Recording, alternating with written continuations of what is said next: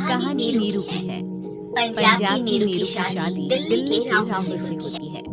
दिल्ली कितना बड़ा शहर है ना, लेकिन आप लोगों का घर तो बहुत छोटा है। हमारे पंजाब में तो ये बड़े बड़े घर होते हैं कि मजा ही आ जाता है। कोई बात नहीं नीरू, मैं भी तुम्हारे लिए बहुत बड़ा मकान बनाऊंगा बहुत जल्दी। नीरू के पिता जहाँ पंजाब के जाने माने व्यापारी थे, वहीं उसका पति राहुल दिल्ली में एक सिंपल नौकरी करता था। माँ, यहाँ तो घी मक्खन इतना महंगा है कि क्या बताऊँ।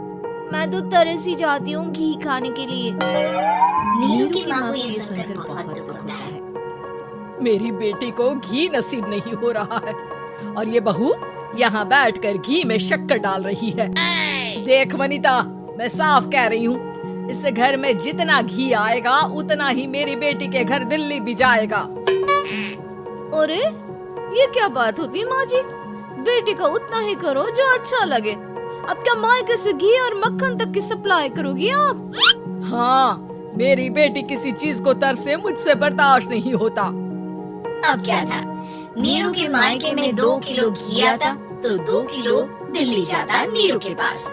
एक दिन माँ, बड़ी गर्मी पड़ती है दिल्ली में। इस घर में तो एक ही एसी है और वो भी ड्राइंग रूम में। सारा परिवार एक ही कमरे में सोता है। अब बेटा, वो तो हर घर की कहानी है। यहाँ भी एक ही एसी है। अरे बिल इतना आता है कि क्या बोलूं। तभी वहाँ राकेश आ जाता है। माँ, थोड़ी देर में यहाँ कुछ प्लम्बर आएंगे मेरे कमरे में एसी लगाने। जरा ध्यान से लगवा देना ना माँ।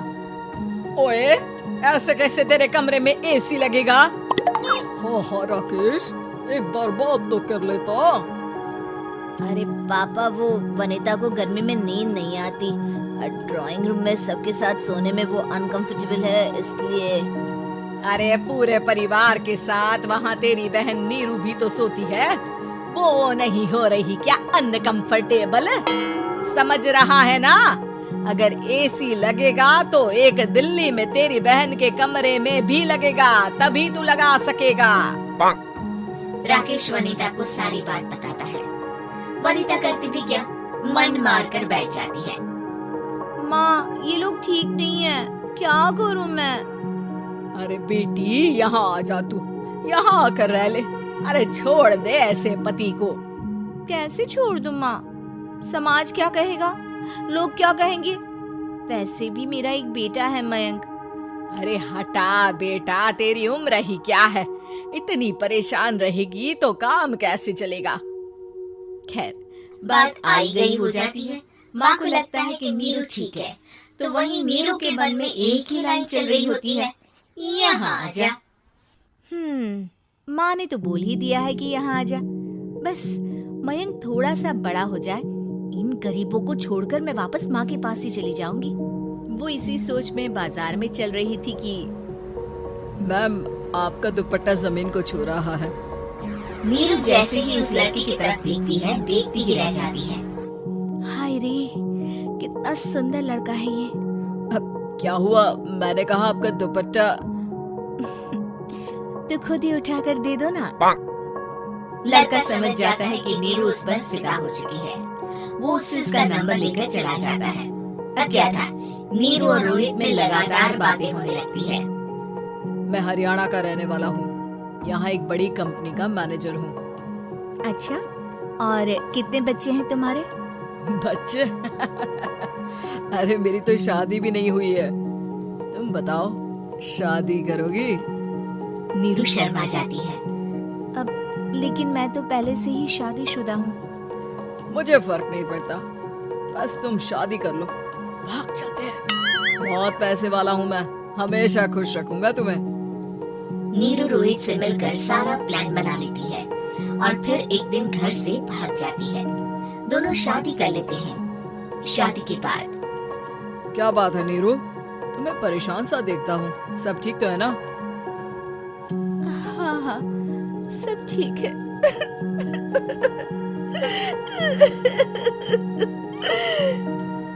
ये कहते कहते ही वो रोने लगती है। अरे क्या हो गया, रो क्यों रही हो?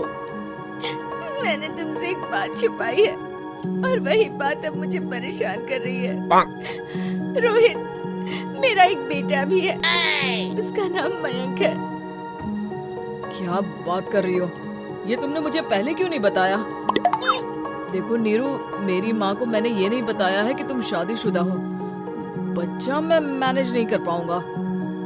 नीरू को समझ में नहीं आता कि वो क्या करे। तुम उस बच्चे को अपनी माँ को क्यों नहीं दे देती? नीरू चुपके से माँ को फोन करती है। माँ, क्या मयंक को तुम रख सकती हो? बेटा, मैं राकेश के साथ बात करती हूँ। आखिर घर का बेटा वही है, जो वो बोलेगा। वैसे भी बेटा, तूने जो किया है ना, उसके बाद से पूरा घर तेरी बुराई कर रहा है। मैं भी अब किसी से तेरे लिए लड़ नहीं सकती। राकेश बेटा, नीरू ने तो जो किया बहुत ही बुरा किया, लेकिन मैं सोच रही थी कि क्यों ना मयंक को हम यहाँ ले आए। तभी वनिता बोल पड़ती है। वाह जी, ऐसे कैसे यहाँ ले आए? यहाँ क्या भंडारा भरा है? और जिस बच्चे की माँ ने नहीं सोचा, उसके लिए हम क्यों सोचे? नीरू को एक बार तो अपने बच्चे के बारे में सोचना चाहिए था ना। अरे लेकिन तेरे पास भी तो लड़का नहीं है ना वनिता।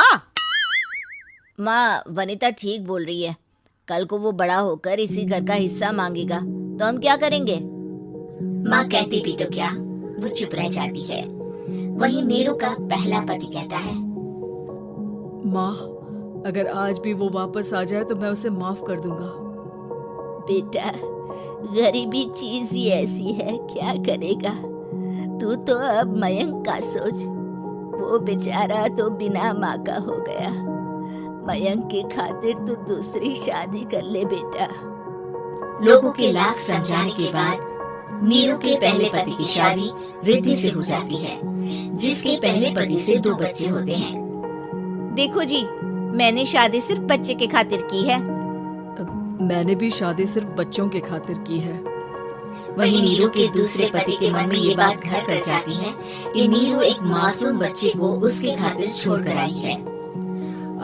देखो नीरू, मुझे लगता है कि जो औरत अपनी कोख का बच्चा छोड़ सकती है, वो तो कुछ भी कर सकती है। कल को तुम्हें मुझसे अच्छा कोई मिल गया तो तुम तो मुझे भी बाय बाय कर दोगी ना।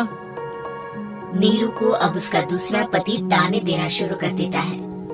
तंग आकर नीरू उसके यहाँ से भागकर अपने पहले पति के पास चली जाती है, लेकिन ससुराल में क्या लेने आई है नीरू, मयंक को?